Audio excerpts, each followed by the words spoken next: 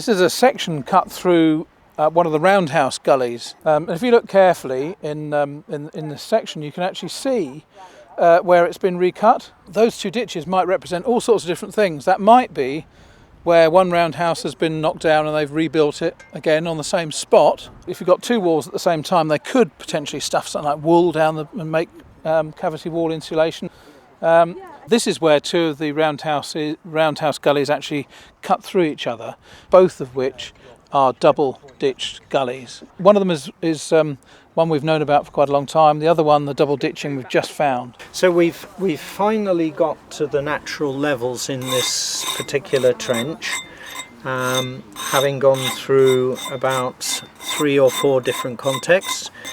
We are now at the point where we are giving it a final gentle scrape to bring up the colours, ready for photography and for the actual drawing of the plans and sections. So the problem at the moment that we have is that we need to be very careful that we don't cut through and actually make a bigger hole than was made by the original people, which is always in this sandy material is something that if you're not very careful about, you actually make the hole you're hoping to find rather than the one that was cut. So it's quite a gentle process.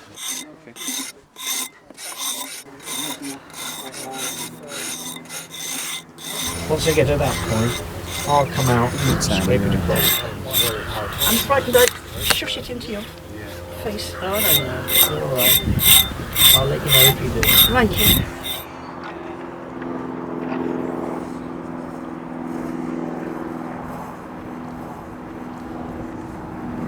You got it there? Yeah. 65.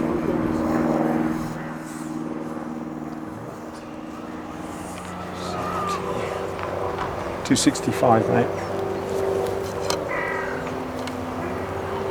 And 265.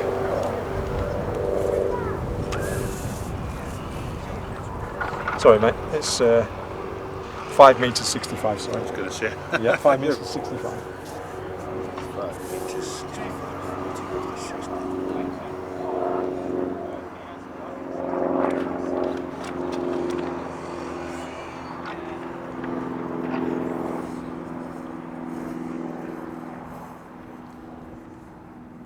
I became involved about 30 odd years ago. We heard of a dig in the next village, so we volunteered for a weekend and thoroughly enjoyed it, and we developed an interest from there.